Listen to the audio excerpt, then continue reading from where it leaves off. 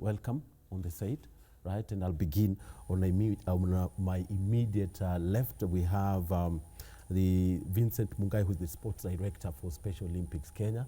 Yes, and at the center is Vanessa Wanjiro, who is a Boche player. She'll be telling us what's Boche, and her coach, Jedida Munyo. Jedida karibuni sana. And of course, Lynn Owendi on my right. She's a badminton player. She did achieve exemplary performances at the games. And then Charlene Say, who is her coach. Karibuni sana, right? And I'll begin on with Vincent. Vincent, Team Kenya's performance in this year's games, 15 gold, 4 silver, and 5 bronze. What would you say about that performance and whether it was what the team anticipated at the games? I know it's not about winning, but play. You could start by elaborating on the theme of the games and what was the message really this time around. So let me start by saying thank you so much for inviting Special Olympics Kenya team to the set. We are honored and we are grateful for that. So Special Olympics, once I can say, is an organization that offers sports to people with intellectual disabilities. And in this competition that we attended, it was not different, it was the same. What I will say that the achievement that we got was out of what we refer to as sheer determination. And this one has been in more than 3 years since most of these athletes we are finding here. The reason why they have intellectual disability is cognitive. We find there will be some challenge. So that translates to when they be acquiring the skills. So the coaches have done tremendous work, what I would say, for more than 3 years to bring them to the level they are in. So when we went to Berlin, so we were among more than 190 countries that participated in the events, translating to more than 7,000 athletes who were at those games. At the end of the exploit, so we came back with 15 gold medals, which is out of the 15, 10 of them were individual gold medals, and 5 were team gold medals. On the part of silver, we had 4, 2 individual and 2 team, and for the bronze medal, we had 2 also. 5, sorry. 2 individual and 3 team gold medals. What's the most amazing about this time that all the 66 athletes who attended the event came back with a medal, either a gold, a silver, and a bronze. How was that? What I will say is this time there was, for Special Olympics, we did our national games last year in October. So the 8th month at our preceding now the event, so the teams have been doing serious training, even sometimes getting help from other coaches, not necessarily even the coaches who are there. So they will go and find other coaches who would improve the game that they are having. But what I can tell you, even maybe the ones who attended can witness, it's about sheer determination. They really fought hard to ensure that they come back with the medals. Yes, and of course the players are here, so we'll be listening to them and how hard it was for them to get something on their neck. Like Vanessa Wanjiro, who is wearing a silver medal, she did win it in Boche. Coach Jedida, how proud are you that Vanessa did win silver? All right, as a coach, it's a very great moment, very proud of her. It didn't come easy. There was a lot of hard work behind it, determination and focus. So I'm very proud as a coach, and I believe she's going to go far. Because once she's very disciplined and she's very consistent. So that is one attribute that maybe made her succeed during the World Game in Berlin. Yes. And how, I mean, her going to participate and being on the podium, right? What does it do to her mentally? How does it build her mentally? I believe she got her confidence level went up. She realized that she's able to do a skill that she never thought she would do. And she's more, I would say, independent than she was before. Yeah, because she realized through sports that she can achieve something like an able-bodied person can do. Because most of the time, they are stigmatized. People think that they are not able to perform. And these demystified everything. And the world was able to see that they can as well do something and contribute to the glory of our nation. Yes. Yes, and Jada, you know, what qualities did you have to show for you to make sure that she got the silver, for her to get the result? What qualities did you have to show as a coach? As a coach, I had to really motivate her during the games, encourage her, and be there for her throughout. Sometimes it wasn't that smooth. She had some down moment and some up moment, but as a coach, I had to really reassure her that she's capable. And with the reassurance that I gave her, she was able to conquer. Yes. And patience is one of the qualities, right? Definitely, definitely. As a coach, I have to be very patient with her. I have to keep on reminding her, yeah, the rules, the do's, the don't. So patience is very key. Yes. Yes, and Lynn Owendi on my right did win a gold in individual badminton, and also helped Kenya win silver when she teamed up with Lina Mumbua, who's not on set. But Lynn, congratulations. You know, you came back with the 2 medals. Did you expect them? No, I didn't. It wasn't easy, but I didn't expect that. Yeah. What do you think was key in you realizing that, in you winning, in you getting the medals?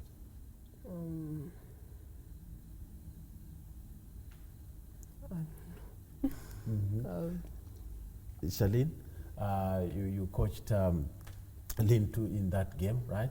Yes. What did you tell her? How did you urge her on, you know, for her to get the medal? And you can talk about just a little bit about the journey that you had in performing your coaching role. Yeah, okay. We were during the training. I know the Lynn is one person who you find that you have to motivate her so much so that she can get it. You find that you have to repeat a certain skill. Yeah, so that repetition of a skill and that determination that she was putting on, and knowing that it's finding out that yes, she can make it, that maybe the other side that she was not making it, but here she can shine, it really made her to be motivated, and therefore that's what she was going for. So she really looking for. So even if when she reached there and found that there are many people, so it's a competition, a stiff competition, she was not expecting that much. But when she settled and looked at it and find that it's something that she can get, so she went for it and got it. Yeah. What was key in her game? How did she beat the rest? You can talk about her final match maybe. What were the key moments that made her stand up? Yeah, okay. I remember the final match, we had 3 sets. So the first set she was beaten. And the reason why she was like, okay, for them we have to cheer them. So she found that there we had many people cheering others, and you find that we were only few of us cheering. So at the moment she was like, okay, because I do have somebody to back me up. She was like down a bit, but I had to say now my clap, double it. So when she had now to get like those 1 clap is doubling to that, she settled down, and you find that the second set she picked up. And when she won the second set, the third set was easier for her now to pick up, because she knew just you have to settle and you enjoy the game. So the encouragement was enjoy the game, not even look at competing or winning, just enjoy the game. So once she took it as enjoyment, she found herself, she's settled, and therefore got it. I mean, and you say that, and you being on the touchline, you know, and especially when you had to read the game and know that you needed to urge her on by clapping, psychologically, what do you think did it to her? Okay, psychologically, it means that yes, you are doing the great thing. You know, when you don't clap, it's like, I'm not doing it. But when you clap, you find that whatever I'm doing is good. Yeah, so you have to keep up. Yeah. Yes, great. And back to Vincent. Vincent, this year's theme, you know, I mean, the main message or main key is to use sports as a tool, you know, a voice for the special children, you know.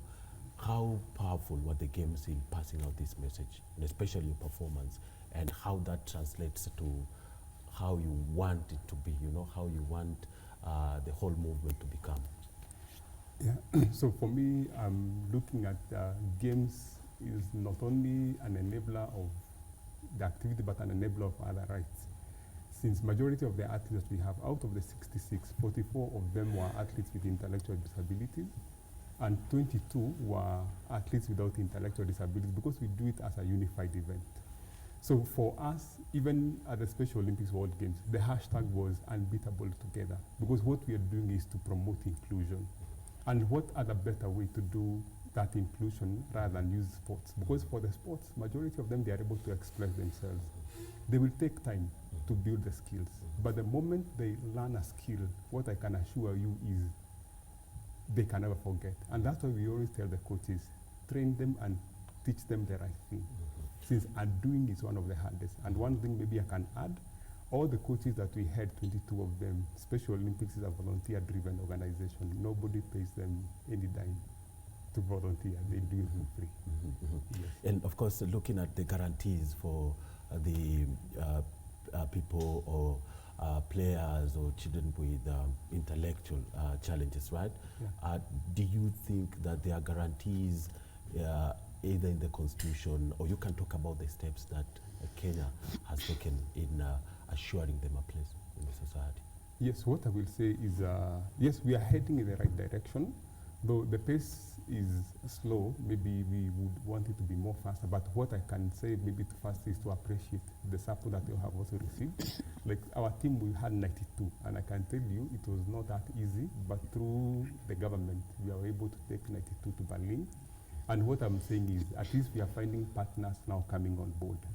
So through maybe like this achievement that we have done, I'm very sure, starting even from our passion. So we have seen goodwill, and we are very sure that Mbele iko sawa. And the patron is the spouse to the deputy president, Yes. Dorcas Wigathi. Yes. How crucial was her presence in Berlin? What I can tell you, she was our #1 fan. Maybe from us, we didn't expect that her presence would be there, but I can tell you for about 3 or 4 days, she was around. She managed to go to almost all the venues, including the matches where Kenya was playing. And I can tell you her cheering squad and her cheering effort was top notch. So through the athletes even seeing like a high profile person coming to the stands and cheering them on. So that's why I can maybe give an example, maybe the handball coach, we talk about it. When she went to the handball game and the football, the spirit and the morale just went up. So I can say to us it was super. Yes, Jedaida, talking about now the focus. Where's your focus now switching to? Maybe having more of Vanessa winning more medals, or guiding them along the right path? Yeah, now the focus is to empowering more and bringing more people living with intellectual disability into sports, because we have seen what sports can do, how it is able to transform life, how it is able to reassure people who didn't have hope. So the focus is to continue training and recruit as many to come and enjoy and benefit from the experience that sports bring. What's holding back many to come forward? We could say awareness is one maybe deterrent, and also some family members, sometimes they fear coming out and bringing their children into the limelight, because there is that aspect of, or the fear of stigmatization. So when awareness is created, it's one way of bringing as many Vanessas to come and participate into sports. And maybe the society will be able to see what they are able to do, because disability is not inability. That is what we normally say. Yeah.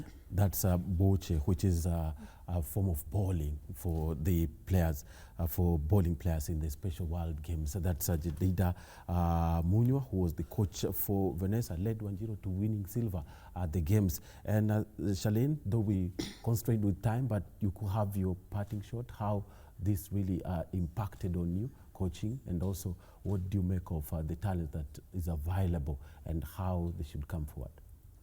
Okay, from this, what we have learned is we have to come out and we know there are many outside there who have talents, so we have to come back and go for them and nurture them up. So you know that by doing that, there are those that will see light at the end. Yes, Lynn, you're proud with what you achieved? Yeah, I'm so proud of myself. Yeah. Who do you dedicate the gold and the silver to? My coach. Your coach. Yeah.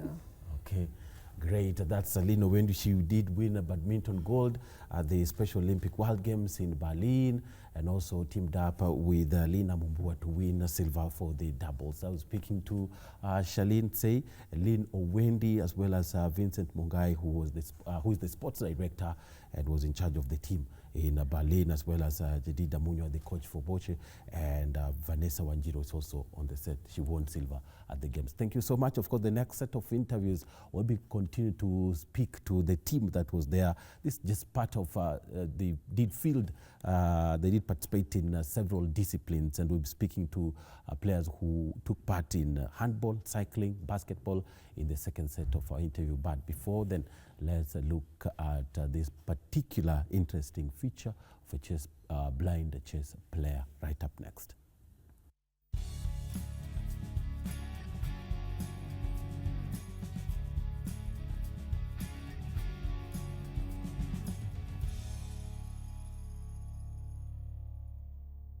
Chess is a sport which is spreading very fast in the country thanks to Chess Kenya, who are determined to make it a sport for all. Persons with disability are now free to play chess in the country as their fees have been waived, according to the president of Chess Kenya, Bernard Wanjala, which has seen the deaf and physically challenged embrace the sport. Yeah, we are looking forward that a player with a disability can earn a living through chess. Right now, chess is becoming very lucrative.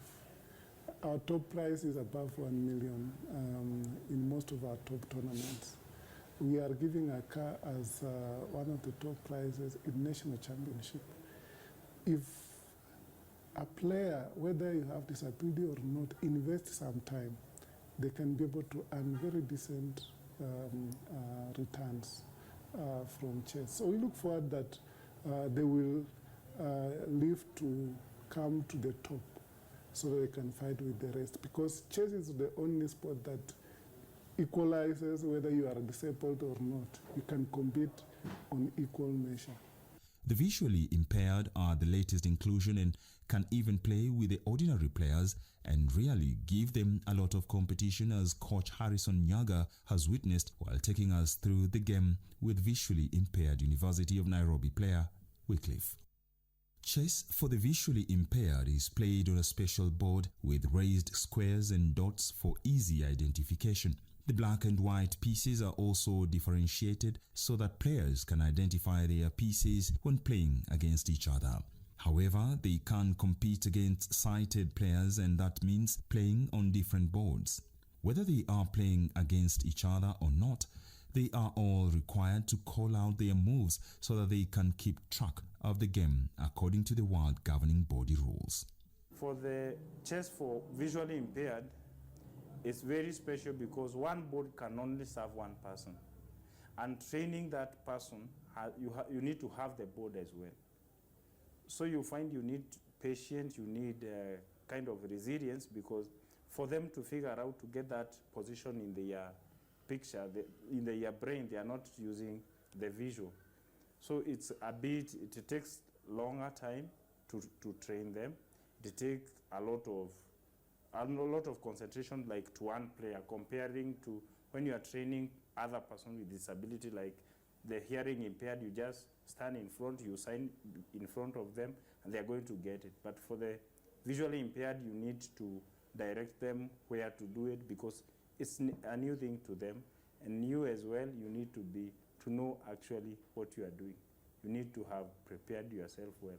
So you compare, like when you are preparing a lesson for visually impaired, you have more time to prepare. You will take more time to prepare that lesson and to deliver it as well compared to other disabilities. A player with visually impaired can play chess with a person even without disability. It is achievable because a player with visually impaired will play on his or her own board, and then when he makes a move, then he will announce it to you, and then you make a move on your own board, or someone makes a move on your own board. When you make a move, the move is announced to him or her, and then he makes it on his or her own board. So he or she has his own chessboard, whereas you have your own separate chessboard. Even if there are two of them, visually impaired against visually impaired, each of them has to have their own board. The visually impaired player has to touch the pieces to check on their positions before making the next move, as Wycliffe is doing. So pawn E2, I'm trying to develop my pawns and control the center.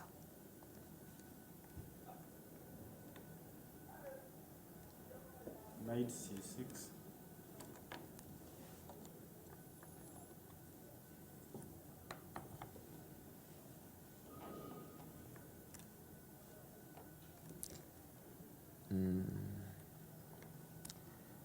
Knight F3.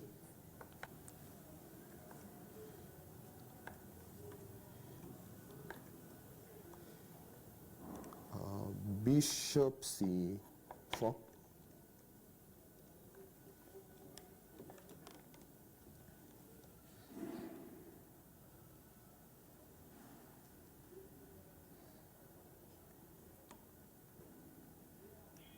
H6, pawn to H6.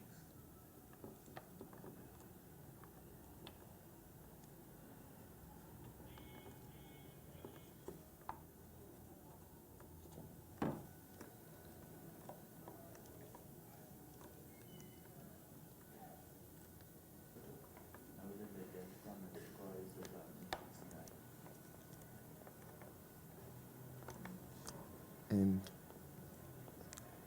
capture pawn at E5.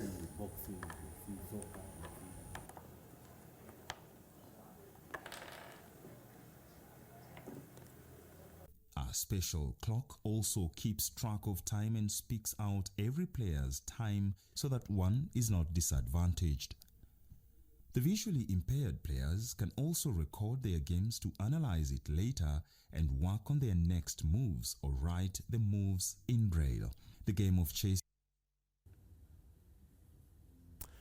Interesting feature there on the blind chess player. But welcome back. We now go into the second session where we interview the players who did duty for Kenya as well at the Special Olympic World Games in Berlin. Remember, Team Kenya did win 15 gold, 4 silver, 5 bronze. Remarkable performance to note from this particular team. Earlier on, we spoke to Vincent Mungai, the sports director of the Special Olympic Kenya, who did give a breakdown of how it really took Kenya for it to achieve that particular result. But also, let's get a feel of how it was for the cycling and basketball 3-on-3 players, and as well as the coach on their performance. The cycling, of course, David Nganga, who is the cyclist on my immediate left. He did win 2 gold and 1 silver at the games, and he's accompanied by his coach Anthony Mwangi, who was behind his success, we must say so. And on my right is basketball team, Victor Lijembe, the player. They did win a bronze. It's a unified sport. Victor, karibu sana, and Caleb Sewe, the head coach, right? Karibuni sana. So let's begin with cycling. David, ilikuwa vipi wewe unafeel aje baada ya kushinda hizi medals mbili kwa hizo mashindano? Nasikia vizuri na nafurahia. inakufanya unataka kufanya nini? Unaona kwamba kila kitu labda kitawezekana? Kila kitu kitawezekana na taendelea hivyo. Okay, and he did win 2 gold. How was the result key to your targets? Actually, let me say thank you very much for the show. We did good. Actually, the preparation was fine. We aimed to score all goals because we had a good preparation from the ground, from the nationals level, and we trusted ourselves. We trusted the teams, and we did our best. Yeah. How did you feel when you did the trials and you found David Nganga and then he's bring you gold? How do you feel? Do you think you like it was an excellent recruitment exercise? Let me say the win was all of us. It was for all of us because each one of us gave at least his own best in preparation and also training. Despite the fact that our training this side of the facilities were not standard to the Bahrain, but we did our best. When we went there, we believed on ourselves. Despite the challenges of our training here, you see now, like as we trained through Karura forests, there we went on tarmac, and it was so easy for us. Actually, even the discipline of the team was excellent. Yes. What do you attribute the belief to have come from? The belief in the team, yeah. The belief in the team is about, let's say, the togetherness of the team, of the team spirit, and also the preparation, the good preparation that we had, and more on this of maybe giving the chance to the participant or the athletes to do their best in terms of training, in terms of maybe giving them hope on the side of that. Yeah. Yes, and Victor, you did win a bronze. Hii ndo ulikuwa umetarajia? First of all, nimefurahia kuja huku mara yangu ya kwanza. Nafurahia. Karibu. Sasa sikuwa natarajia kulingana na vile michezo ilianza. Tulianza na timu ya kwanza na ya pili, ikatupeleka hivi na hivi. So tukasema kocha wetu akatuambia timu inayofuata sasa lazima tufanye kitu. Tukajaribu, tukacheza. So kulingana na timu yetu vile tuliona, tukasema wacha tucheze tuone ile mambo iko. So kulingana na masaa yenye ilibaki na hiyo timu nyingine tulikuwa tunacheza nayo, masaa ilikuwa kidogo. Sisi tukasema wacha tucheze kulingana na masaa ilikuwa baki. So ndo kidogo tukamaliza game vizuri, ndo tukapata bronze namba 3 sasa. Kutoka hapo ndo michezo ilikuwa hard, but tulijiaminia, tukasema lazima tucheze mchezo yetu. Ndio. Caleb, what does the bronze define for your effort and all that the team planned? Yeah, normally what happens, sorry for my voice, a bit of cold kidogo. Normally we do divisions. So when we did divisions in the early stages, group stages, we played 6 games. So we won 3 out of 6. So they have their mechanism of trying to divide, put a team into divisions. It's like grouping into pools. Yeah. So we were put in a category that they belonged according to Special Olympic rules.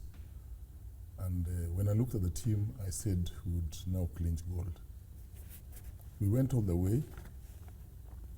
I was seeing now silver, you know, when you're playing semis. I mean, after playing, that when we went to semis, when now the clock was now ticking.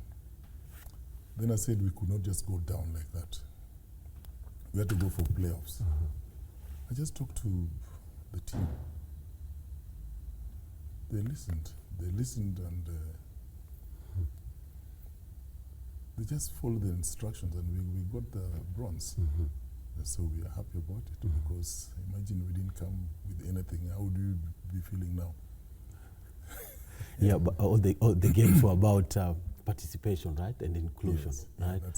Yeah. It's about, but it was in a way to make them, to make us happy, because when you go for a championship, indeed, it is about participation. But at the end of it all, you'll find a winner. So when you're told number 1, number 2, number 3, you feel happy, even though everybody participated. We are happy. Yeah. Yes.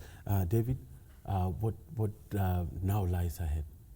Nini ambacho sasa unatarajia kupata baada ya kushinda gold? Unafikiria kwamba sasa unataka nini sasa? Nitaendelea bado na mazoezi pia, si ati kusema ati tulishinda gold tutaenda games zingine. Games zitakuja, so tutaendelea bado na training.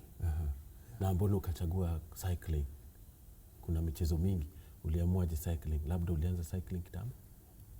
Cycling nilianza kitambo, but naipenda. Nice one. That's David Nganga. He did win 2 gold and 1 silver at the Special Olympics World Games in Berlin. Coach, with the results that you have, this definitely gives you more springs in your shoes, right? True. Yes. Yeah. Let me say it's a wake-up call for all of us. That to know exactly that we can represent the country in cycling, because this game, it's not known at all. We normally use athletics. But I'm so happy that at least now we are able to roll up the program for cycling. We need to nurture more people, more athletes, and that's also we try to come up with the competitions. With the competition, maybe he can also join other competitions to gauge himself before even the next World Games. So I'm just saying that it's a high time, it's a wake-up call for all of us, that we include more of the athletes to join and to know that this game also can also have our talent. Yes. Yes, and that's like his parting shot. Yes. Anthony Mwangi, who is the cycling, he was in charge of David Nganga, the Special Olympics World Games in Berlin, where they did achieve not a mean feat, 2 gold and 1 silver, and also the basketball 3-on-3 team, Victor Lijembe and Caleb Osewe winning bronze in that particular championship. Maybe Caleb, just 1 second, you give out your thought on this sport and where should it head now? It should be a continued process because all about our rules, it's okay. Special Olympics is about inclusivity. We need to appeal to the onlookers to reach out so that we bring many basketballers. There are so many talents outside here. Yes. So we need to bring them on board. They train, people compete, and then have more of Victor Lijembe, sio? Yes. Victor, labda kwa kifupi tu tueleze what next sasa? Nini ambacho kitafuatia wewe kama mchezaji wa basketball?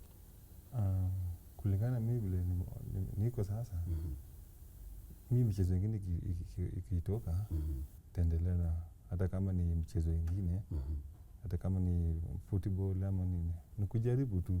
Huwezi kaa tu kwa mchezo moja, najaribu pia nyingine pia. Yeah. That's Victor Lijembe, who was part of the team that won bronze on 3-on-4 Kenya at the Special Olympics World Games in Berlin. I've been speaking to Victor Lijembe, the player, of course, and Caleb Osewe, who is his coach, and also the cycling duo of David Nganga and Anthony Mwangi. That's how we wrap up today's edition of Game On. Thank you so much for watching. Keep it Channel 1.